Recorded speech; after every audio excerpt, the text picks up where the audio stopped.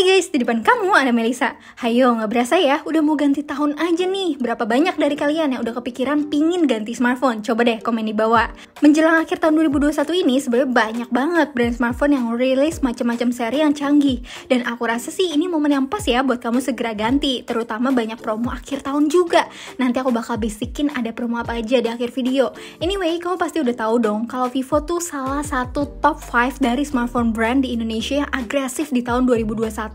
Yang belakangan tuh emang makin dilirik ya, berkat berbagai seri yang di launch tahun ini yang emang variatif banget, mulai dari Vivo V Series, Vivo Y Series, sampai Vivo X Series. Singkatnya nih ya, kalau dari experience aku yang udah cobain Vivo V Series, seri ini ngutamain performa kameranya. Terus kalau Y Series sebagai seri mid-range punya RAM dan baterai besar yang bisa diandelin buat daily activities. Sedangkan X Series ya kelasnya tuh flagshipnya Vivo, jadi emang seri terdewanya dari semua aspek. Tapi emang ya nggak bisa bohong kalau desain dari semua seri smartphone Vivo tuh menggoda banget. Ibarat mah gelis-gelis pisan. Kalau soal harga dari setiap seri ini pun bisa di-adjust sama budget kita masing-masing. Langsung aja ya, aku highlight hal penting apa aja yang bisa kamu nikmatin dari smartphone terbaru Vivo di akhir tahun 2021. Kita mulai dari seri yang paling aku taksir dulu ya, Vivo V23e. Kayaknya persis deh di bulan ulang tahun aku nih, November 2021 kemarin, Vivo V23e officially launch di Indonesia. Poin plus dari Vivo V23e ada di kamera depannya, yaitu udah disupport dengan selfie 50MP AF Night Portrait. Terus didukung juga sama fitur AI Extreme Night yang emang bisa kita lihat ya, kualitas fotonya pun lebih oke di kondisi gelap. Intinya sih buat para penggila self-portrait, Vivo V23e ini nggak bakal ngecewain kamu. Lihat aja sendiri nih hasilnya di berbagai kondisi cahaya. Terus dengan konfigurasi rear camera yang resolusinya 64MP night camera, 8MP super wide angle, dan 2MP super macro, semuanya bisa kasih hasil yang memuaskan juga.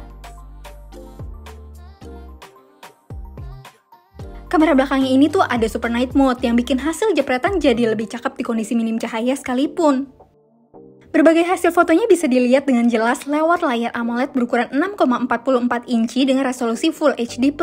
Tergolong luas dan nyaman ya buat aku yang nggak bisa lepas banget nih dari HP sehari-hari.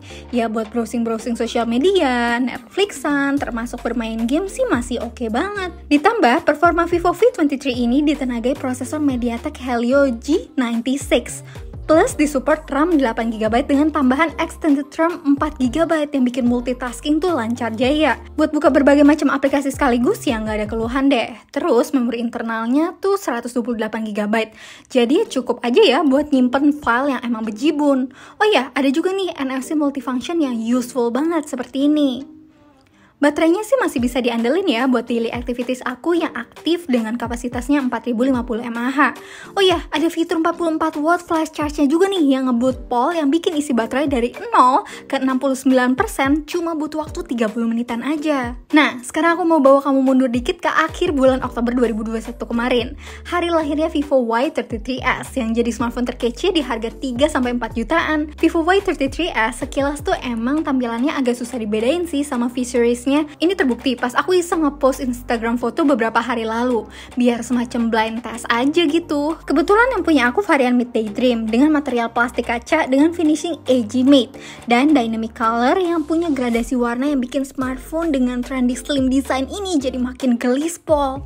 1080p colorful screen-nya memanjakan mata banget serta didukung 50MP night camera yang udah paket komplit nih sama ultra stable videonya, cocok buat nemenin kamu yang demen ngonten. Ada juga nih eye autofocus yang bisa nge-lock fokus pada mata or object. Plus 16MP super night selfie-nya yang juga bisa kasih hasil yang tajam dan natural. Review lengkap Vivo Y33s sebenarnya udah sempet aku bikinin juga. Kamu bisa cek aja deh video review lengkapnya di channel aku.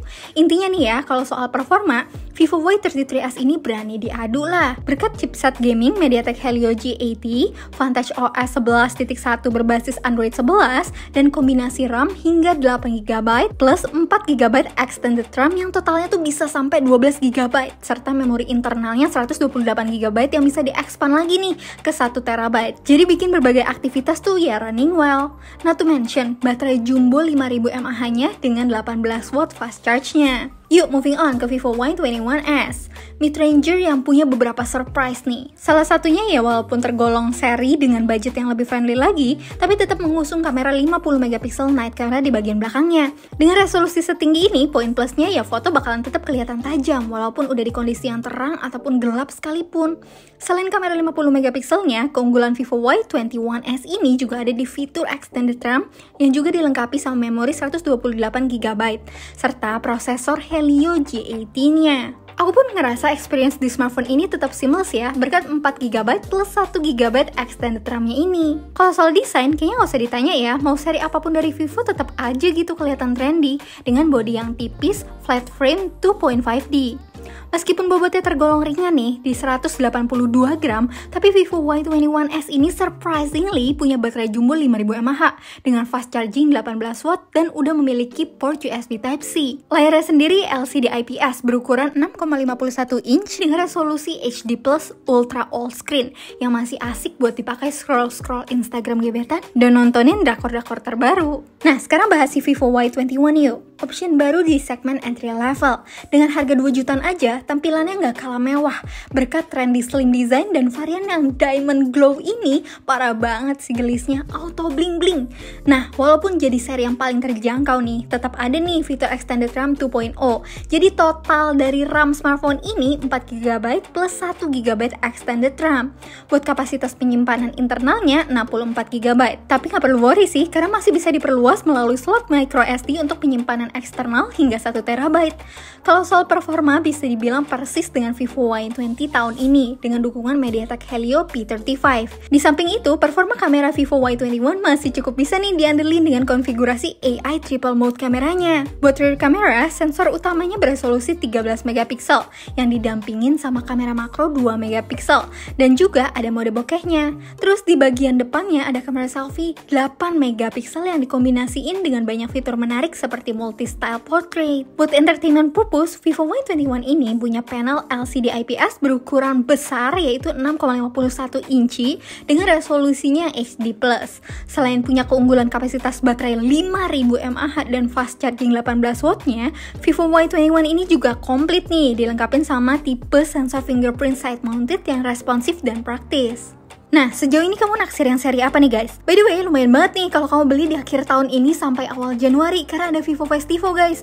Alias banyak banget nih promonya seperti Lucky Draw dan ada special gift for every purchase of Vivo V23e, Vivo Y33s dan Vivo Y21 series dengan total 800 juta rupiah guys. Ini available kalau kamu tuh beli online maupun offline ya dari store resmi Vivo Indonesia. Terus 0% buat down payment, 0% juga buat interest atau bunga dan free untuk biaya adminnya guys.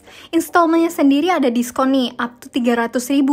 Ada e-voucher juga sampai 200.000 rupiah. Sebenarnya ada juga nih cashback buat kamu yang ngelirik V21 series, terutama yang V21 5G karena ada cashback sampai 800.000. Ini berlaku dari 12 Desember sampai 31 Desember 2021. Yuk komen di bawah yuk, kira-kira smartphone yang mana sih yang mau kamu pinang?